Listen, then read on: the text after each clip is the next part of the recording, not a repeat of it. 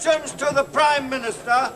Question number 1, Mr. Tom Clark. Number 1, Mr. Speaker. Mr. Speaker, sir, this morning I had meetings with ministerial colleagues and others. In addition to my duties in this House, I shall be having further meetings later today. This evening I shall preside at a dinner in honour of the Prime Minister of Poland. Mr. Tom Clark. Mr. Speaker, does the Prime Minister agree that the release of Nelson Mandela, a person who symbolises South Africa's cry for freedom, was only made possible because of pressure from the free world, including economic pressure? Pressure from the rest of Europe and the United States? And doesn't the Prime Minister accept that it is essential that that pressure should be maintained if the majority of South Africans are to be free to travel in their own country, free to have their own businesses, free to have access to high standards of education and childcare and the rest, free truly to be... Order! The honourable gentleman must ask a question, please, not make a speech. Does the Prime Minister agree then that there should be pressure so that all of the people of South Africa should be truly free citizens of a truly free South Africa? Mr. Speaker, I believe that the improvements are coming about in South Africa because there is a general agreement both there and the world over that apartheid is wrong, that it must go, and everyone there is coming to realize it. I do not believe we should have got the results we have, including the increase of Mr. Mandela, had there ever been comprehensive economic sanctions.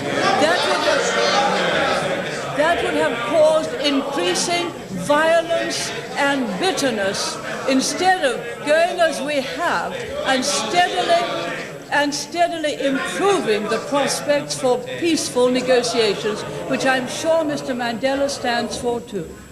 Mr. David Wiltshire. Number 2, sir. I refer my honourable friend to the reply which I gave a few moments ago. Wiltshire. Can my right honourable friend confirm that her government has got no plans to allow local government councillors access to income tax returns? And can she also confirm that her government have got no proposals to penalise those who improve their homes by their own hard work? And does she agree that it's utterly cynical to refuse to give details of half-baked policies simply because there's local government elections in the offing? Yes, Mr. Speaker, I agree with my honourable friend on all 3 points. Details for income tax matters are very private and only between the taxpayer and the income tax authorities, and are not to be handed on to anyone else because they're private and confidential. Moreover, it is absolutely wrong to discourage people from making improvements to their own house by increasing a local charge each time they do so. We shall continue with the community charge, which in fact is the best local tax that has yet been invented. Mr. Neil Kinnock. Mr. Speaker.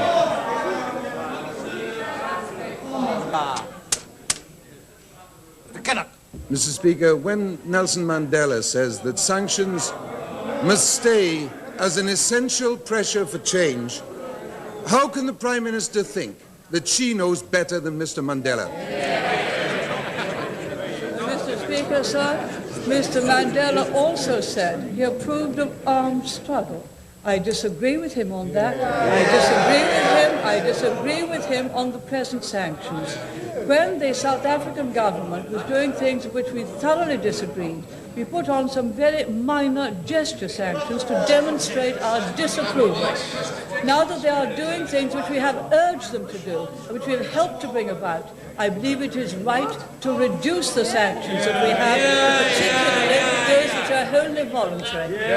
Kinnock. Mr. Speaker, doesn't the Prime Minister realise that for her to insist that she knows better than Nelson Mandela is both arrogant and absurd? Doesn't she doesn't she also realize that if she says no to the one single request that he has made to her and the international community, what she's saying to Nelson Mandela is, you're on your own, we are turning our back on you? No, Mr. Speaker. I think the right honourable gentleman possibly takes his instructions from the ANC. You take your instructions!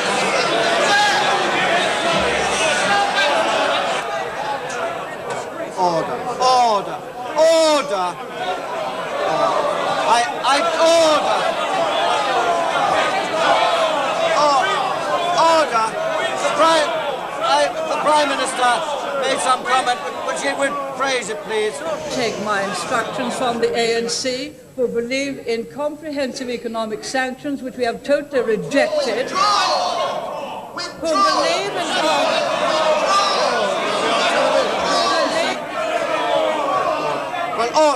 there's a point of order. Order. I confess there was so much noise that I did not hear what the Prime Minister had said. Prime Minister. Let me rephrase.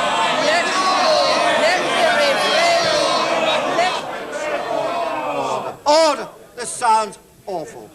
May I order? I ask the Prime Minister. Order. If an unparliamentary expression was used, then I say, if an unparliamentary expression was used, I'm sure the Prime Minister would wish to withdraw it.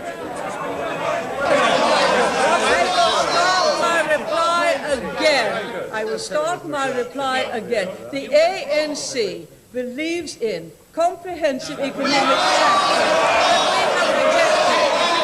It Order.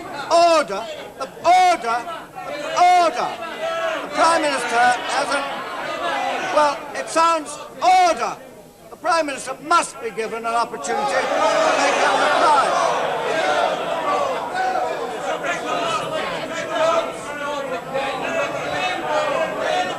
Order. The Prime Minister said she would start her reply again. I ask her to do it, Prime Minister.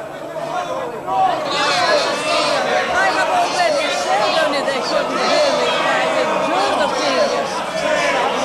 I have time to start the reply only again, having withdrawn the previous. I have said that now 3 times. I have said it 3 times. An honourable gentleman cannot hear it. The ANC stands for comprehensive economic sanctions, so do the Labour Party. It stands for armed struggle, so apparently do the Labour Party.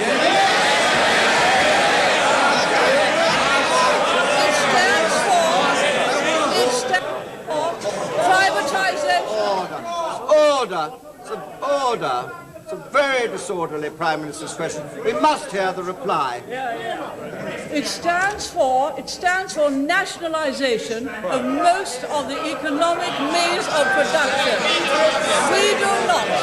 Mr. Mandela naturally said he stood through all 3 in his what I would call ritual speech. I believe he is making very much better and more peaceful speeches during his press conferences. I believe what he said was ritual. There are other people in South Africa, such as Chief Buthelezi, such as Helen Suzman, who have been fighting for the end of apartheid far longer than many people in this House. They are absolutely against sanctions, and I believe it is right to encourage President de Klerk and the people in South Africa to go further in the way we want by removing some of the sanctions. Mr. Shrewsbury!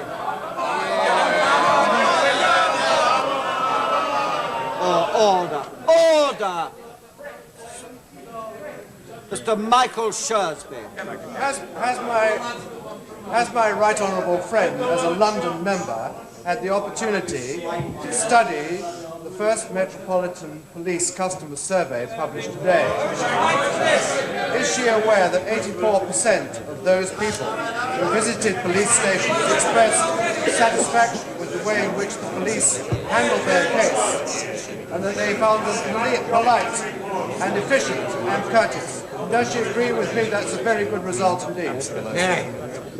Yes, Mr. Speaker, I agree it is a very good result, and I think that most people would wish to express their thanks to the police for protecting us and for upholding and enforcing the law. Penny Ashdown. Mr. Speaker, will the Prime Minister tell the House how many of her community or Commonwealth or American colleagues she consulted before her lonely call to remove sanctions over the weekend?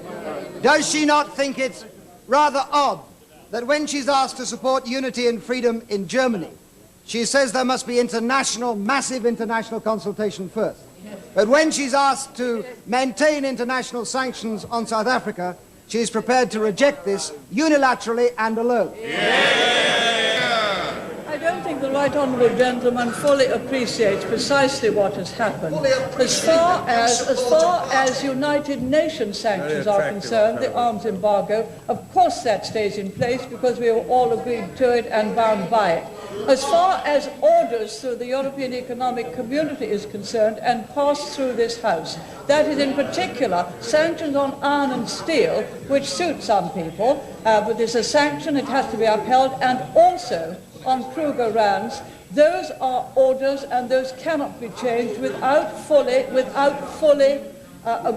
agreement. So I wrote to Mr. Hockey and have received a letter back from him agreeing that the recent measures in South Africa are significant developments and that EC foreign ministers should consider next week to what extent profound and irreversible changes can be said to have taken place in South Africa already, which would justify a relaxation of the measures imposed by the 12. Those are orders which have gone through this House. The sanctions to which I am referring are the ones which are totally voluntary, namely a voluntary ban on investment from outside, and also a voluntary arrangement that we do not try to encourage tourism. Those we are not bound by order of any kind. I notice also, I was glad to see that the Archbishop of Canterbury also said,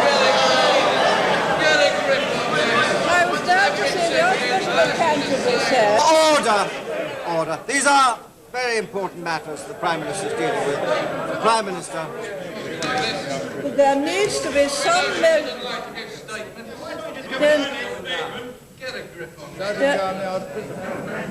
Order. I remind the House that not only is the whole House interested to hear about these major matters, but there are others outside who are also interested. Prime Minister. I was very glad to see that the Archbishop of Canterbury said there needs to be some measure of encouragement. If that requires some release of sanctions, I think that would be understandable. That is the Archbishop of Canterbury. President Bush has made clear that he does not think that... The right honourable gentleman asked me, Mr. Speaker, and I intend to reply to his question.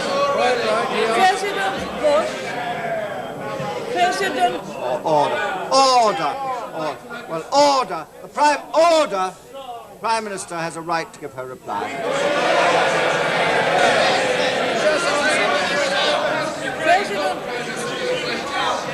President Bush has made clear that he does not think that sanctions are necessarily the right answer in this new situation, and he is bound by a law passed by Congress.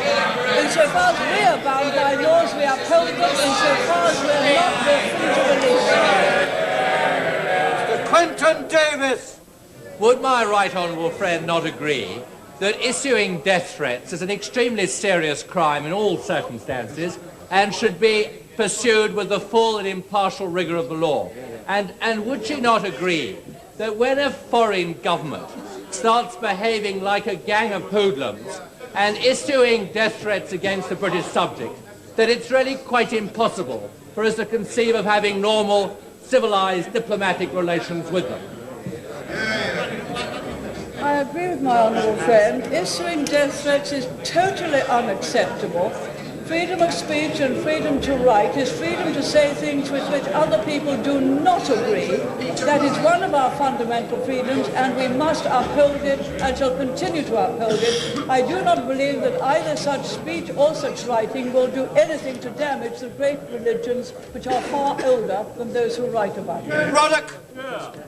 The honourable lady to reply which I gave some moments ago. Reply, you made a Mr. statement. Speaker, may I put it to the Prime Minister that if she had just spent 27 years in prison... As she should. And...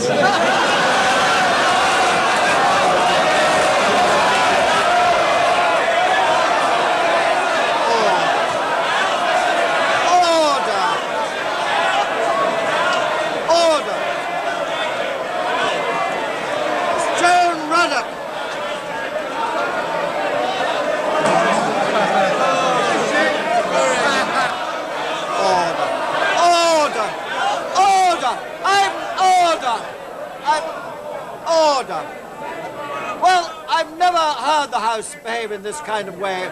Prime Minister's question time. Well, the Honourable Lady has a right to ask her question. Miss Joan Ruddock.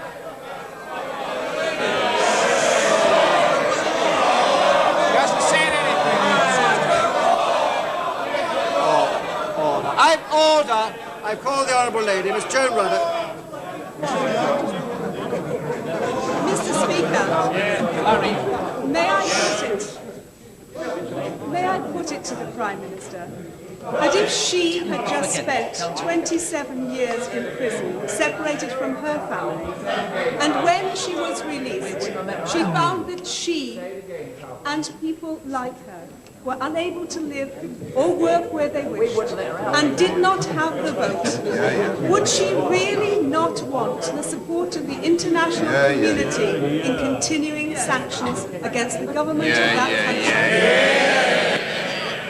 No, Mr. Speaker, I do not think that sanctions have achieved anything as far as getting rid of apartheid is concerned. Indeed, had the Labour Party had their way, we should have had comprehensive economic sanctions, great poverty and unemployment in South Africa, and a good deal of unemployment here. That is not the way to keep South Africa the most prosperous economy in the whole of Africa, to which many people from the frontline states go, and which will continue to be prosperous provided it's run in the same way when there is a government in South Africa elected on the basis of one person, one vote. Mr. Michael Howard.